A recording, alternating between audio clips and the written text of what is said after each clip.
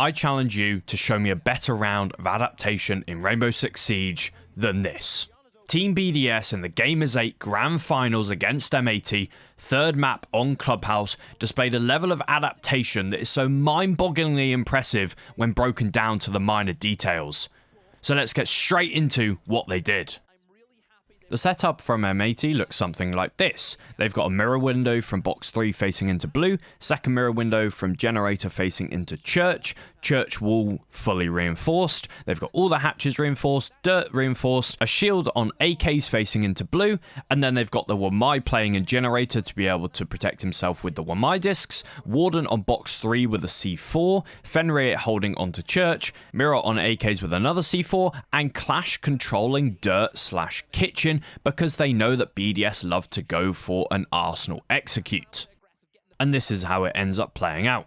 Hibana stuns down the kitchen hatch for the AK's player, the stun doesn't hit, and dies, and everyone else around BDS falls. Shaiko's too late to the blue push, and it leaves Ranchero all alone in a 1 vs 4. Let's break down this execute into the minor, but really interesting details.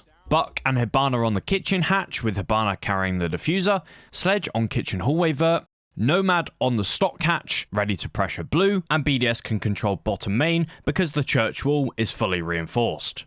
Now, if you drop kitchen hatch, you fall into 2 crossfires between AKs and the church double being able to hold the drop. So the way that BDS eliminate these angles are to flashbang AKs from the kitchen hatch, and then they nade the church double from the kitchen vert, which is why Sledge was up there for the execute. And then the Hibana can drop for free and plant. But what actually ends up happening for BDS is that the flashbang doesn't stun the AK's player, the nade comes too late to kill the church player, and Hibana drops into the crossfire. In addition, Clash is shocking the Hibana, and a C4 from box 3 on the Warden comes out and lands directly beneath the Hibana's feet. So even if the stun grenade did stun the mirror, even if the nade did kill the Fenrir and the Hibana could drop, the C4 from box 3 still would have killed the Hibana. And here's where we come to BDS's adaptation. When M80 go back to the basement on round number 4, they run the exact same setup. We can see the Clash, the Warden, the Wamai, the Mirror, and the Fenrir. And here comes a lot of repicks from Team BDS. We see Shaiko go over to a Knock from previously a Nomad, Brid onto Osa from Hibana, Efak from Buck onto Hibana, Alem staying the Dokkaebi, and Ranchero picking the Kali over the Sledge. And if we skip forward to BDS's execute, I'll let the round play out to see if you can pick up on the interesting adaptations that BDS make. And then he sets it up. There ain't too much denial, and they're in a good position. Really, it's just a Clash. There's a C4 being wasted. Brede, all he has to do is get the shield down, but it is being stunned out by the Clash Ollie, and he's being impacted as well, but it has been placed. All he needs to do is get the diffuser down. Leakyfy's done a real big job here to try and hold that cross. Eventually, the shield will go down, and Brede is going to attempt this plant. Lems, he shuts down 2, make it 3, as we finally see Long be challenged there, but it's not enough. Renchi from the hatch. Did you spot anything? Well, let's break it down. BDS set themselves up with Kali and Osa in kitchen, with Osa carrying the diffuser. There was Dokkaebi on Moto hatch, and Knock above stock hatch. Then yet again, there was a player bottom main, which was Hibana this time, controlling Long. Ranchero brings along the Kali as a counter and an adaptation against the Clash that was brought by M80 on round 1, because if you didn't know, the Kali rifle bolts knock back the Clash shield, exposing her body, in the same way that a melee would, or a Zephyr concussion mine. But the advantage of using Kali is that you can knock back the shield from range, and you have 40 or so bullets compared to only 2 concussion mines. The problem that BDS faced was the AKs and Church crossfire onto the kitchen drop. On round 1, they attempted to deny the AK's player by stunning down the kitchen hatch. Unfortunately, the stun didn't hit, and Brid dropping the hatch died to the bullets from the mirror. However, in the round we've just saw, Brid brings the Osa with smoke grenades, and because BDS know it's a mirror and not a Warden playing on AKs, they decide to smoke off the AK's angle. Brid also makes this even better for BDS by dropping with the Osa shield out to prevent the likelihood of him being sprayed through the smoke with bullets. Then on round 1, BDS also tried to deny the Church angle by nading it from kitchen vert. And so BDS decided to not risk trying this nade again to deny the Fenrir, as it's a very high risk play. They have to time it perfectly. So what do they do instead?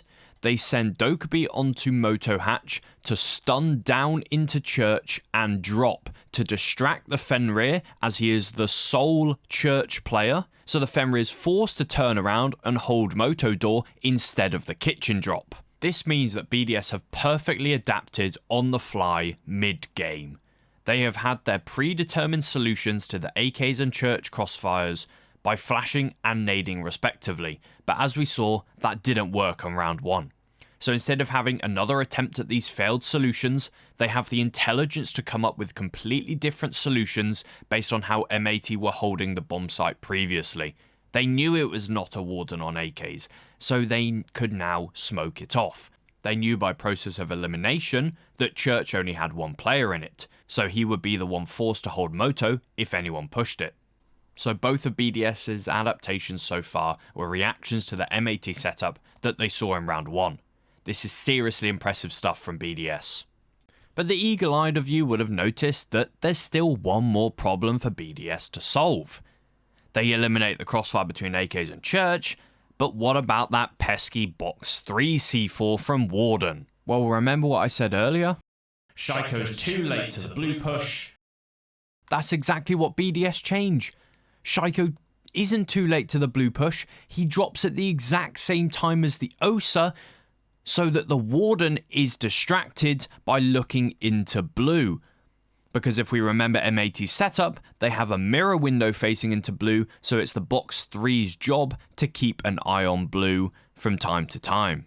And this buys the Osa those extra seconds to avoid the C4. If we look at it, look how close that C4 is to exploding and killing the Osa on the drop, but that extra second that Shaiko buys by dropping the kitchen hatch and distracting the Warden means that the Osa avoids the C4.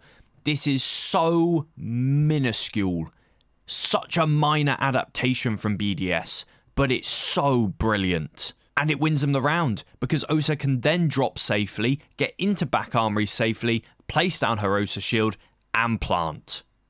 This may seem quite simplistic, but in a grand final, actually in the heat of the game, to read your opponent's defensive strategy in round 1 and create a perfectly engineered counter-attack on round 4 to that exact defense you saw in round 1, that's not easy stuff. Just think, you only have 45 seconds of prep phase to speak about how you want to attack the bomb site, how you're going to adapt, and the fact that BDS were able to do that, to reattempt that attack on Church Arsenal and execute their adaptations so brilliantly, was just fascinating to see. And this is why we all love Siege. Thank you for watching.